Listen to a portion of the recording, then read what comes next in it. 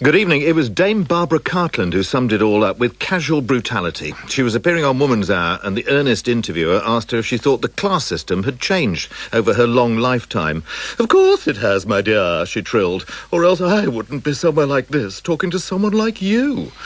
Class in Britain is a shifty business, but an enduring fascination. The 10-yearly census is due to start next month, using a different form of classification, still based on occupation, but the categories are new, and it's causing a ruckus because of who's where in the new social pecking order and who's in limbo. Hundreds of thousands of people rushed online to check their new status when the Today programme put it all on its website. It's all rather broad brush, in fact, in a country where you can still be instantly defined by the subtleties of your accent or what you call your midday meal. But the point is, it still matters a lot. Should it, though? Is it just a pathetic symptom of our insecurity that was once distorted by the accident of birth, now more by spurious celebrity? Or is it a deep-seated need to compare human worth, a highly imperfect attempt to measure moral value? What should define who or what we are? That's our moral maze, snobbery or status. Live tonight, our regular panel, Janet Daley of The Telegraph, Professor Ian Hargreaves of Cardiff University, the constitutional historian from Cambridge, Dr. David Starkey, and the medical ethicist from Oxford, Dr. David Cooke. Ian Hargreaves, you've got a patina of posh. Well, I don't know what that means. It's very thin. What I think needed a Tony Blair there. I mean, there was practically a glottal stop. A glottal stop. I've been practising. I think what the census indicates isn't the end of class or its weakening, but just how entrenched class is, especially in the sense of the transmission through generations of disadvantage, but also because social movement is creative and productive. In my view, both justice and long-run collective self-interest demand that we tackle this kind of social gridlock as a very high priority, and that's why we need clear, up-to-date picture of what it comprises. Class war may be too belligerent an idea, but class struggle, yes please, more of it. Janet Daley, American accent, or slight American accent, therefore classless? But of course it isn't, is it? No, it isn't, but it's very different. But after 35 years in Britain, I still haven't got over being shocked by the British class system. Not because I think it would be possible to have a society in which there were no social distinctions or hierarchies, but because British class attitudes seem so peculiarly repugnant, maybe to me as an American anyway. They breed passivity and defeatism at one end of the scale and arrogance and paternalism at the other. Almost everyone in the society ends up infected with a degree of either paralyzing guilt or destructive self-loathing. But having said that, it's very difficult to imagine a recognisable Britain that was without class consciousness. David Starkey? Well, Michael, as you probably gathered from the sheer phoniness of my accent together with my extraordinary dress, which unfortunately the listeners can't see, I'm a total self-invention, outside class and indeed above it, just like our next guest. Who isn't? David Cooke, who's Scots and therefore, to an extent, classless. Absolutely. It's interesting how census, or most of us, like to put people in boxes, but actually human beings break the boundaries of class and status, and that should be no surprise, because ultimately worth, value and dignity comes not from what people do or don't do or how much they earn, but actually because they're made in the image of God and we ought to treat them accordingly. Panel, thanks very much indeed. Our first witness is Janet Street Porter, who's the editor of The Independent on Sunday. Of course, there you are, chauffeur-driven. I suspect even The Independent on Sunday runs through a chauffeur-driven car. Sorry, not chauffeur-driven. Oh, no. Well, you must be the only editor who isn't. Spookily enough, I don't own a car in London and I travel on public transport. Oh, right. Isn't that contradiction in terms as usual? Exactly. Anyway. Isn't that terribly green? And yeah, anyway, look, queen of the chattering classes. you said it, not me. Oh, right. Do you get tired of people saying you could be frightfully posh if you spoke differently? No one's ever said that to me. And nobody's mentioned your accent, and nobody's ever pointed out that you've got a lovely West London accent. I've chosen to ignore it. I mean, generally, you've come along to talk about it in a way. I've never given an interview about it. What do you think about it then? About what? My accent or my class? Yeah, I mean, because the two are different. Yeah, Mike. The extent. Let's just get one thing straight. Are we talking about the funny way I speak or my background? All right, let's have a specific question. Are you? Does it annoy you the way people make assumptions about who, what, and what you are by the sound of your voice? I think it's very complicated with me because I'm old. I'm 54, and I've been around a long time, and people have had a long time to get used to the way I speak. I've made television programmes that have been seen by millions of people. Now I edit a national newspaper, which is a kind of silent, secret thing, which Ian here has done as well. Pretty thankless task. And you make your imprint on the newspaper not via the way you speak or your social class, but by more deep-seated things, things that really move you, the issues that you feel that you relate to most strongly. So if you're asking me whether I think about the way I speak or what my social position is, it's not something that I ever really consider. David Cooke. But it's not just a question of each individual and what they've been able to achieve. It's whether or not you think that we are a class-less or a class-ridden society. We are a class-ridden society, but perhaps the word class is the wrong word to use. And what would you use instead, then? Well, we're a kind of clubby society. I think the old idea of class has been replaced by one of clubs. And it's almost as if now the most people in Britain, if they were defined economically, would be defined as the middle class. It's the one club no one wants to be in. And because we are an island race and we've had to assimilate millions of people coming into Britain over the centuries from outside, how we've assimilated them is through creating a series of clubs that they can belong to, regardless of where they came from. But aren't there two problems with that? First of all, that in fact we'd probably be members of many clubs rather than just one. Yeah. And secondly, our society is perhaps infamous for being very privatised and individualised. So in what sense are we members of club, and in what sense are we more concerned about being self-made individuals and using David Starkey seem to claim you are? We are a whole nation of people who think everybody in Britain thinks they've got something individual to offer, and that is at the same time our strength and our weakness. So whilst we have a class system, I wouldn't deny that, no one wants to really acknowledge where they are in it because of this other thing that operates, which is individuality. And whether you're talking to a shepherd in Northumberland or someone that owns a shop in the East End of London, everybody believes that they are somehow different and have something different to offer to everything else. And what Britain's really good at is accommodating the egocentrics and the individuals. But do you think that ultimately there's some relationship between status, class, if we want, and a sense of security? And is respect, dignity and security something which we feel ourselves or something which other people give us? We like to be in acknowledged groups because by being in an acknowledged group, you have the respect of that group. But you can't define that group as the class system, because who wants to be respected for being in the middle class? I think that's an out-of-date concept. You wouldn't be respected for that. Ian Hargreaves. Do you think, Janet, that your readers belong to a particular class? I think they do, because they belong to the class that's very well educated, very opinionated, very picky, if you like. They have an attention to detail that always, when I read the letters, is extraordinary. So I see this individualism, if you like, manifest through their letters. When the Independent and the Independent on Sunday started, they were sort of aimed at, in a way, or rose out of, the Social Democrat Party, SDP, and an idea of a rather view of a more classless Britain. Yeah. Do you think that that was a sort of valid proposition? Or rather, in a way, a kind of failure to understand that there is a persistent problem of people who are trapped in class disadvantage? It's a rather sentimental view in the end, wasn't it?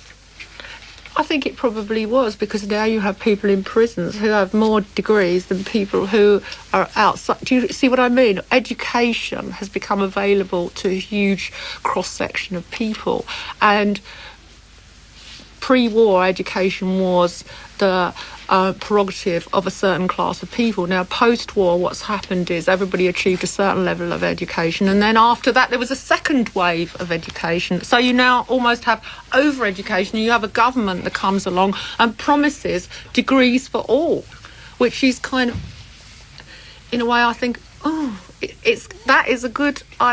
that's a good question to put to me, because as someone who came originally from the working classes and feels that a degree should be something that is hard to attain and is a real badge, now degrees and education have been somewhat downgraded if they're available for all. Now, my readership, if you like, is the most highly educated readership of all the Sunday newspapers, and they are proud of their education. It's an important badge to them. Let's just quickly go to the census. I'm the man from the census. You're a journalist, which makes you class 2, or What's you that? are... That sounds a bit second division for a start. Or you're a corporate executive, which you also are, which puts you as class 1.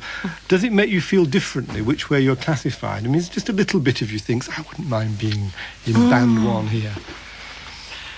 I've never been that bothered. I'm kind of bisexual when it comes to class. I'd rather be bi. Anyway, that's the most fashionable way to be these days. David, that almost might And be what your an cue. appropriate moment for David Starkey. No, never bisexual, but Janet's always struck me in class terms as being promiscuous, but never mind. Very quickly, David, if you wouldn't mind. 2 fundamental questions, and the first you may be cross with. Have you... Class is also to do with root and roots, isn't it? Have you preserved, or maybe it's got a bit distorted in the preservation, your accent, as a kind of badge of origins, as a testament of loyalty? Well, you mean have I clung on to the way I spoke as a child? Well, my mother was Welsh, so she certainly didn't speak like me, and my father came from Fulham and had slightly changed his accent. I'm not quite sure where my accent came from. It was probably a revolt against both parents. Invented. In that case, another question, which really slightly relates. Well, I don't think it was completely invented. No. If it was invented, it was subconscious because it was invented pre-12 years old. Do you really think, then, that the whole business of class, finally, is an absurdity, and that what more and more of us are able to do is to pick and mix? So you like opera, you talk like nobody else on God's earth, you're an executive. Is this what it's about? Yeah, it is about pick and mix because it's about being in a whole lot of small clubs. Janet Street Porter, off to the club. Thanks ever so much. Thank you. And there was none of that casual brutality you mentioned earlier, but perhaps you're saving that for the next guest. Don't worry, we're working ourselves up to it. And next witness is Professor Peter Saunders from the Department of Sociology at the University of Sussex, and he's on the line from Brighton now. He's the author, incidentally, of Unequal but Fair, a study of class barriers in Britain. Unequal but fair, Professor Saunders, and I noticed there's a question mark at the end of it. Obviously, people's outcomes are unequal, but how much do you think that's due to their own ability and effort and luck, and how much to the pure inequalities of class in this country? Well, what I've been trying to do over the last few years in my work is precisely tackle the sort of comment that I heard Ian Hargreaves make at the start of your programme, where I wrote it down, he talked about the transmission of generations of disadvantage, because I think an awful lot of people in Britain assume that is the case. They assume that children born into relatively less privileged backgrounds are destined to end up in that kind of position themselves, and that children born with a silver spoon are destined to enter into the upper middle classes. My work suggests it's just not true. There's a huge amount of movement up and down the system, and it is driven more than any other single factor by the ability that people have, the talents that they have, and to a large extent also by how hard they work and how motivated they are. Ian Hargreaves. How do you define ability? Well, it's multifaceted, obviously. It can partly be defined by things like IQ tests. The work that I've been doing was on a large panel of people that were all born back in 1958 and who have been followed through. Even at 7 years old, they were given very, very simple little tests at school about word recognition, simple numeracy and so on. The results of those tests at age 7 are an amazingly good predictor of where those people ended up in terms of occupations, in terms of the class system, if you like, 30 years later. Isn't it also true, though, that many other studies of poverty and social background also show a very high correlation, of course not a wholly deterministic one, but a high correlation between joblessness and poverty in later years? Yes, I'm not saying that social background counts for nothing. It counts for something. What I'm saying is that in my professional life of 25 years in sociology, all you ever hear from sociologists, and indeed I think from journalists and from the media, and all that's ever portrayed through television and film in this country, you would imagine that social background was the key factor in predicting where people are going to end up in life. What I'm saying is it isn't. You tell me what somebody's father and mother do for a living, and I can only make the most haphazard of guesses about where that child's going to end up in life. So Tell me about their ability, I'll make a pretty good guess. So when David Rose, who is one of the academics from Essex University behind the new census categorisation, says that the child of professional managerial parents who gets modest educational qualifications is still 4 times as likely to finish up in class 1 than a child with similar qualifications who started at the bottom of the scale. That is a claim which contradicts your thesis directly, does it not?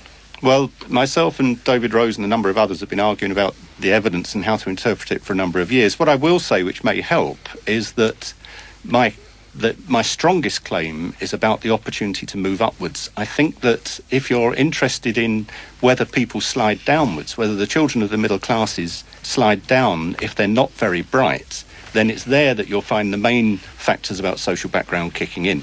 I think that's a less interesting question, though, than the question about if you're born to lowly origins and you're bright and you work hard, can you make it? Where the evidence is overwhelmingly, yes, you can. Easy to go up and down, in your view. Janet Daley? Work hard and motivation are terms you've used. Does it not occur to you that motivation is something that is very much affected by class attitudes and class culture, that there traditional working class attitudes in this country have been very much in the business, quite consciously and actively, of discouraging motivation, certain kinds of motivation? Yes, I think that's true. I mean, in the work that I've done, I've separated out the question of whether parents, the kind of aspirations that parents have for their children, and whether parents show any interest in the children, whether parents go to open evenings at the school and this sort of thing.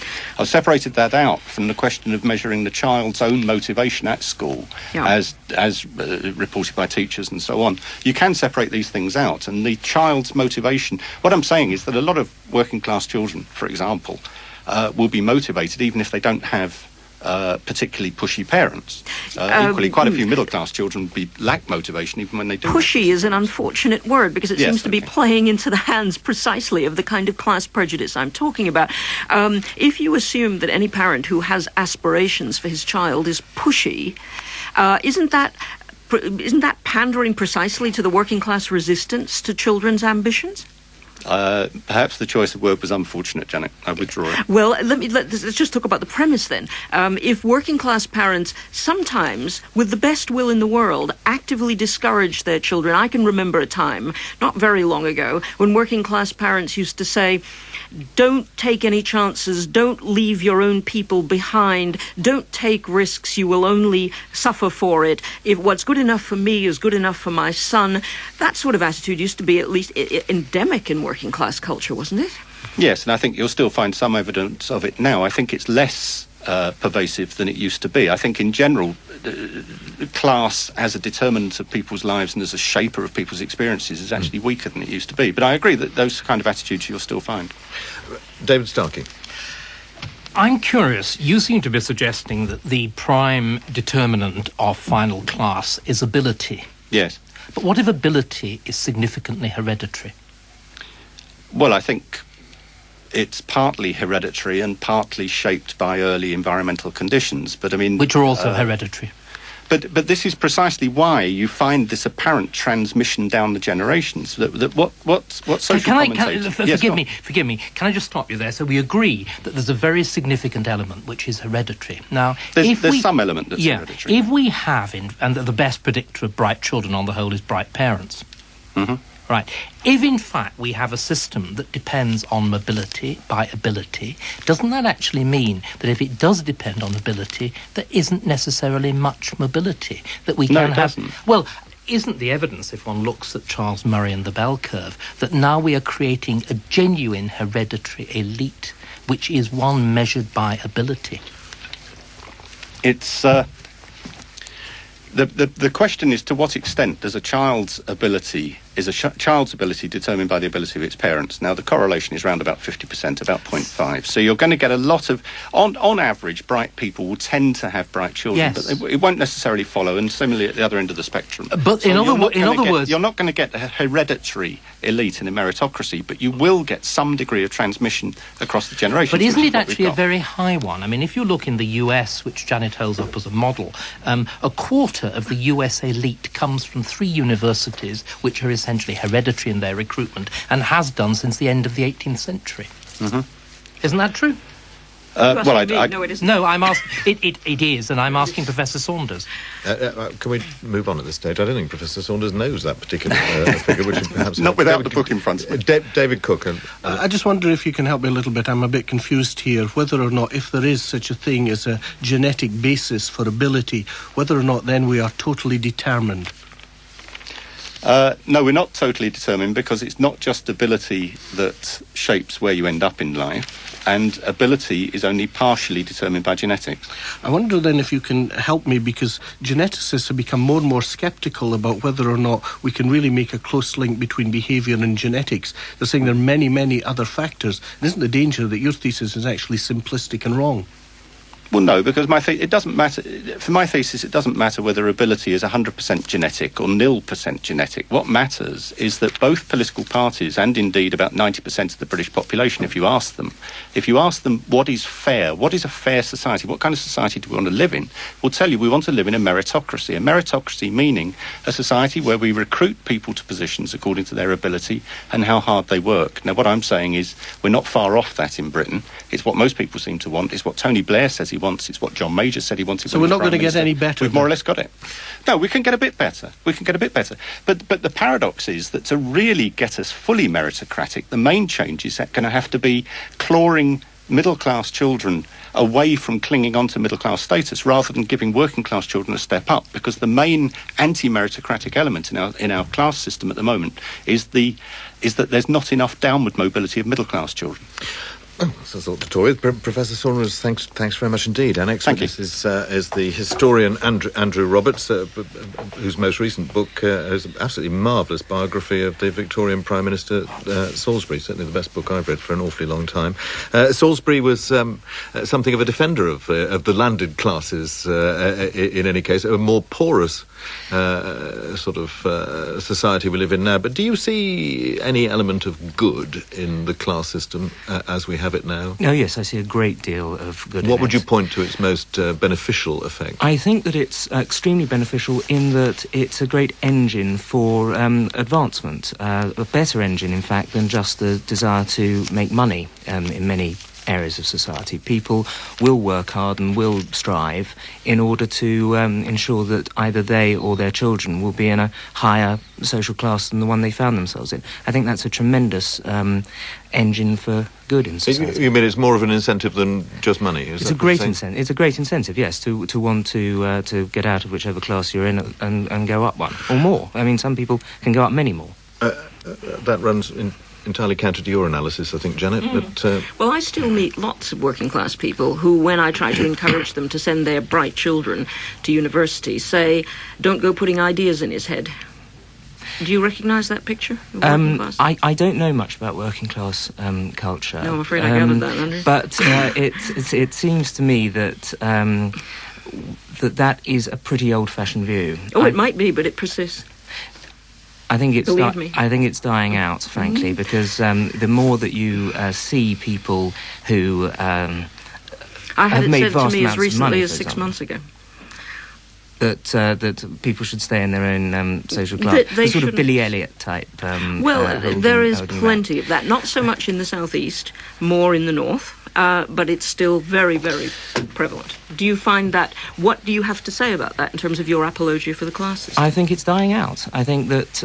But you presumably don't want it to die out because you're an apologist for the class system. No, not at all. You've got to have, of course, you've got to have working class people in order for the rest of the class system to work. But all societies, human societies, go into hierarchies of one form or another. Even in communists or fascist dictatorships, they wind up having hierarchies. And the good thing about ours is that it's infinitely subtle. It's very porous, and it's subtle, and it's very much more complicated than the Radio 4 website allows. But tell me, given that the political position that I think you and I share, do you think that the kind of inherited class guilt that most educated upper middle class people seem to share in this country is a healthy thing? No, I think it's a disastrous thing. And you don't think that's a concomitant of the class system? No, absolutely not. I think it's born of a sort of sense of having accepted too much Marxism, usually at university.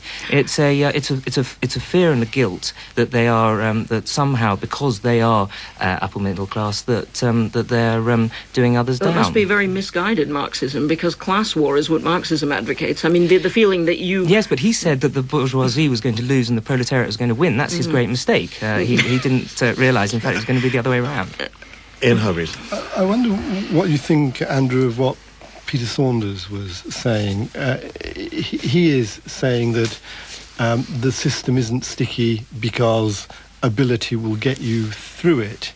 And yet, the very premise of your idea of class, although you say it's porous, it rests upon the idea that if you're in a class, you're going to, as it were, encourage those who are in it to do well from it. I think so, yes, to try and get out of it, at least go up. So how can there be upward mobility if there isn't downward mobility, which was the good question, I thought, that Professor Saunders put to us? Well, there is a lot of downward mobility, and there always has been. It's a natural concomitant to it, and Professor Saunders was saying, I mean, the last thing he said was that middle-class children have got to go down. Well, if they're thick and useless, then yes, of course they're going to go down. Well, then you're a meritocrat. No. I don't want them to go down, it's just they will. I mean, that's what our society's like. I'd love them to be able to stay exactly where they are. I see no reason why... Even if they're thick and useless? Yes, if they're charming, nice, pleasant, fun, well-educated, so you decent people, yes, you like him then want not exactly a class system based on inheritance, but a mutating class system based on some kind of merit. I mean, I don't agree with what... I think it's got to be based on all sorts of other things than just merit or intellect. It's a great... this is a part of its fascinating and complex nature, and the why it's a wonderful thing, why Britain's lucky to have it, is that actually, yes, parents' money might be one element, whether you did well at university might be another. There'll be all sorts of things, not just brains. So if you come from a family which has got very substantial wealth in it, and the children have found jobs in investment banks, which you don't have to be a genius to do, you can still make lots of money whilst being rather thick, actually. Isn't that all part of a class system which is defending its self-interest against meritocracy? No, I think especially in banking, in fact, funnily enough, I worked in an investment bank and was too thick to do well at it. No, you're too clever to do well at it. But whatever happened, I think that it's part of the porous nature we were talking about earlier. David Cooke. I wish Janet had just gone a little bit further north, because if she'd gone to Scotland, she'd have saw that the working class there want their children out of working class. I agree. But I'm interested in whether or not you think the government, which has spent a great deal of money and effort in education in creating a numeracy hour and a literacy hour, are actually wasting their money, or whether this is a definite way of helping people get out of a class trap.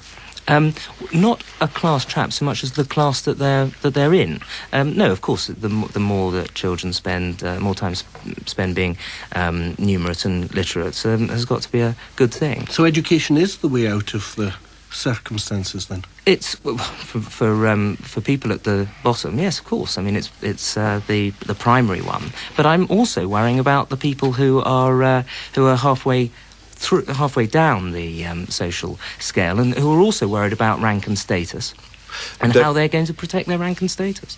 David Starkey, just one question. Andrew, doesn't the fact that George W. Bush is hereditary president of the United States suggest that their class system embodies most of the virtues that you attribute to ours? Yes, I think that's absolutely true, and it's not just the only country. There are an awful lot of countries where being the son of the former... Every country. Pretty much. Andrew Roberts. That's a good thing. Thanks very Blair. Thanks very much indeed. Our last witness is the comedian Mark Steele. I actually haven't seen this Today programme website, so I don't know whether comedians actually have a slot there. Drivers and cleaners in band 9. Yes, possibly. Well, would you say you came from a working class background, and would you say that you were yourself working class? Well, I'd say I come from a working class background, but I think it's all a little bit of takes you off at a tangent, really, and it all becomes a bit of a parlour game when you start looking at class in terms of how does everybody fit into it, where in these 7 categories does someone fit in, because I think the thing is there is much more in common between so many of those different categories. You know, if you're working in a call centre, if you're a teacher, indeed a lecturer now, if you're a salesman, an accountant, I think what is common to all of these professions and many, many more, which come in all the different categories there, is that you have very little control, very little say in what takes place in society. You think it's a matter of control rather than... But no, what I was really interested in, I suppose, I mean, that in itself is a rather interesting analysis, but you're a member of the London Socialist Alliance, right. Aren't you? Yeah. I'm just interested. I mean, you're very happy to say I come from a working class background, but you're not particularly happy to say that you are yourself working class now. Is that because you've migrated into something a little less definable? No, I think it's just because, as I said, I think it's because I think it trivialises it, to be honest. It becomes a parlour game. Well, what is a painter then? What is somebody who is the head of sales, a middle manager? You don't think there's something quite important in there, apart from the trivialisation of it? Well, I think that the great majority of people quite clearly fit into one class or another. They either do or don't have control over their lives. For example, you know, and I think it trivialises it to say, it's whether somebody wears a leather jacket. If you go into work one day and the boss has folded the place up, and your family's life is more or less ruined in the short to medium term, it doesn't really matter if the person doing it's got a Geordie accent and doesn't wear a tie. OK. David Starkey, who hasn't got a Geordie accent and does wear a tie. And does wear a tie, but was born in a council house.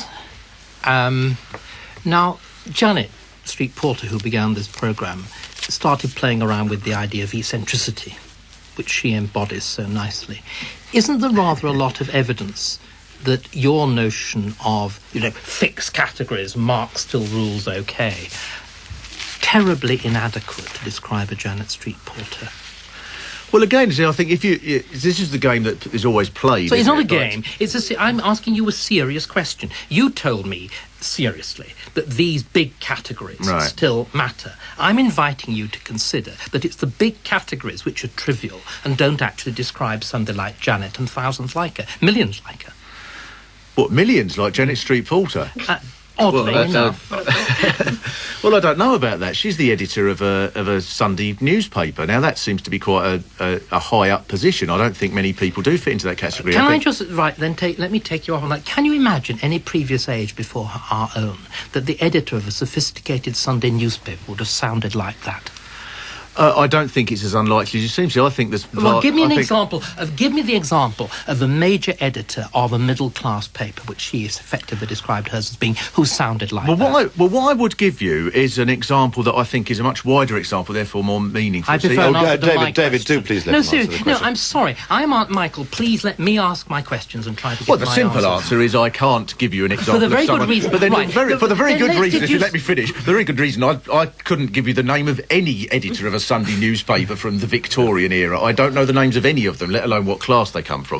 What I can say, and I think this is much more important in terms of whether class still exists and so on, is this. See, before the First World War, as I'm sure you're aware, engineers used to turn up to their factories in top hats and suits. They felt themselves an elite.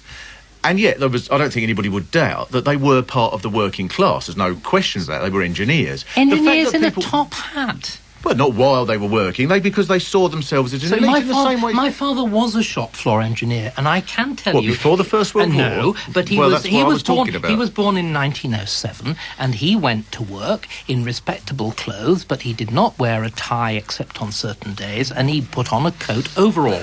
And the people who wore silk hats were invariably bank managers. Well, I said before the First World War, so unless he was an engineer at 7, that clearly couldn't have been the case. I think your information before and after the First War is equally inaccurate, and what I'm trying to get you... Sorry, David, it's simply inaccurate. What I'm trying to get you to understand is that we now have the ability simply to pick and mix. You have people like you who probably earn $100,000 a year and play at being working class. All right, well...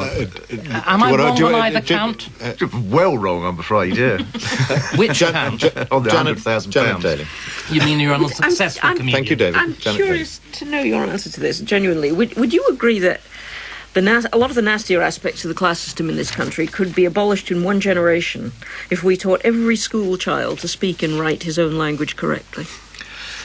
No, I don't think that makes any sense. I think it's I'm not talking about accent. I'm not talking about accent. I'm talking about regional dialect. There is actually a school of thought among some aspects of the education system which says you shouldn't correct dialect, grammatical mistakes like "I were going out of the house."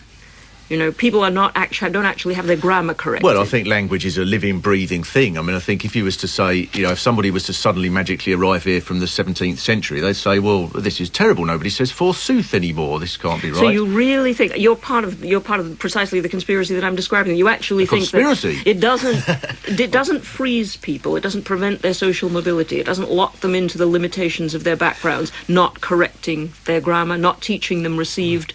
I think it is the least important thing. Now, I don't want this to be open to any misinterpretation. I don't think that working class people should shy away from education at all. But I think that the way that it's been posed here is simply wrong. For example, when people talk about, working class people can do better, for example, why is that put in terms of can do better, can get to the top of a company, can make a lot of money, for example? I know you weren't saying that, but one or two other people were earlier. See, I think, for example, the person that makes £1 million a year out of playing with hedge bets, for example, I don't think that is an aspiration that means that you're somehow better than the person who is an accomplished nurse or something of that. But I'm talking about the self-respect that comes with having access to your own literary and cultural heritage by being able to speak and write your own language correctly and understand it properly. If that were a factor in every child's school education, wouldn't it be liberating? Well, I think it would be liberating, but again, see, I think when working class people start to find their own collective strength, if you like, then that's when I think that people can begin to break through many of those barriers. I mean, if you look at sort of examples like, certainly in my own life, the time that I noticed when people became working class people who were the sort of worst victims, if you like, of thinking, literature isn't for us, we never watch BBC Two, the opera, that's for somebody else. The time when people break through that is, for example, times like the miners' strike, when suddenly a whole new They all world went to the opens opera. up. No, I never said they all went to opera, but it was a time when it was possible for a number of those people to break out of the sort of restrictions that people felt that were on with them. And certainly you took a time like the Russian Revolution or the French Revolution, the operas then are full of working class people. Literature suddenly becomes open to a great many people. Political power isn't the same thing as cultural access. It may be worthwhile in itself, but it's not the same thing. May I take you down a different direction Exactly, in terms of cultural access? Because now we don't so much look at Debrett or the lady. Instead, we look at Hello and OK. And there's a new class, the celebrities, and it's the Beckhams and the Posh Spice. Well, yes. I mean, obviously that's moved on, but the first major celebrity, really, I would argue, in many ways, modern celebrity, was W.G. Grace. So again, this was 100 years ago, or more than 100 years ago. You could argue the same sort of anomalies then. I think the important thing is where do most people in society fit in, and I think this is why if I was David or Janet, I would worry. What I say is irrelevant, really, other than around this programme.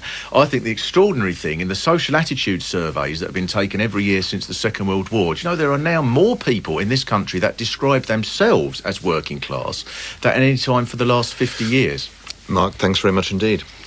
Do you think that's true, David Starkey?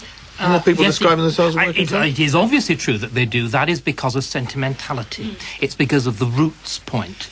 It's because of the affectation. And it's also, of course, because they're very determinedly taking certain parts of their background with them as they go up. Hence the fact that the middle classes have adopted football.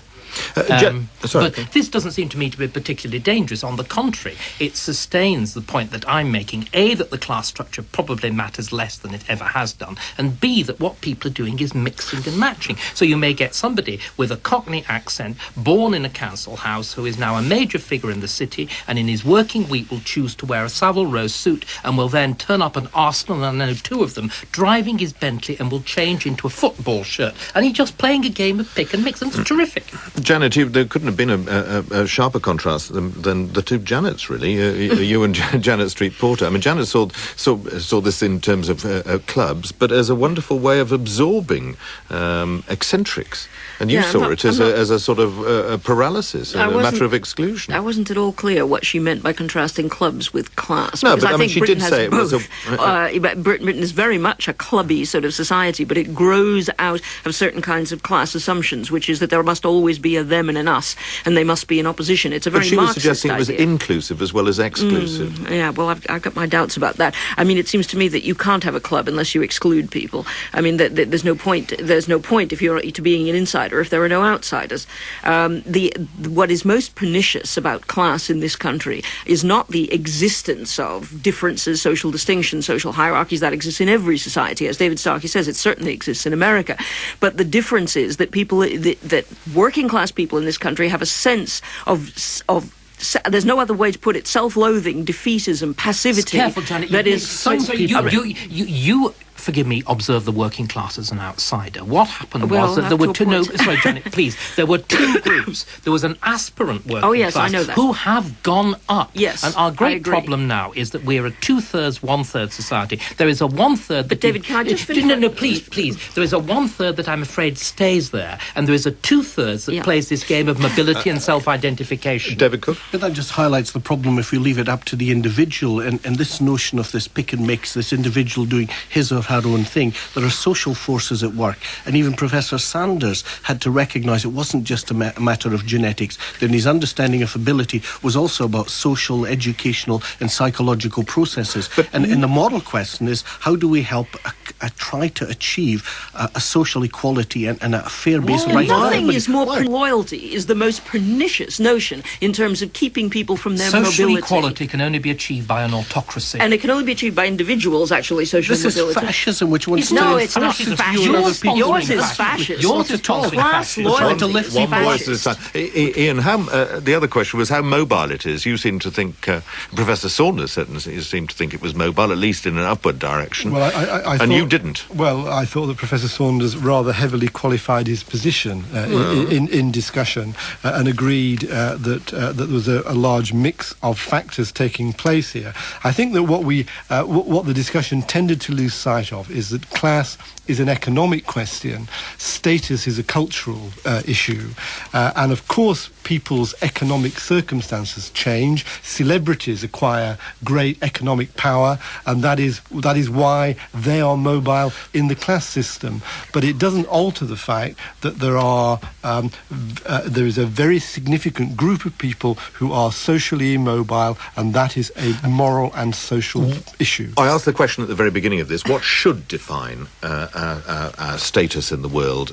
We haven't got very much time, Janet. What would you think? Being a convinced meritocrat, I would say talent, ability, motivation and character. David Starkey? Lots of different things, because I believe in a multiple world. David Cooke. Worth, value and dignity come not from what people are, what they actually earn. It's because they're made in the image of God. That means a respect that they are entitled to. Slightly lofty, isn't it? Well, it's lofty, but it's real, because we need a philosophical and a moral basis, and rather than the pragmatism of individualism. Ian? Equality of respect for all people does demand that we take action to ensure that we have a properly socially and economically mobile society. I thought God believed in sheep and goats. On the basis of what they do. OK, that's it now. I'm going to have to stop you there. That's it for this week, and indeed for this series, from our panel, Janet Daley, Ian Hargreaves, David Starkey, David Cooke, and from me until towards the end of May, I think. Goodbye. The Moral Maze was presented by Michael Buerk and produced by David Coombs.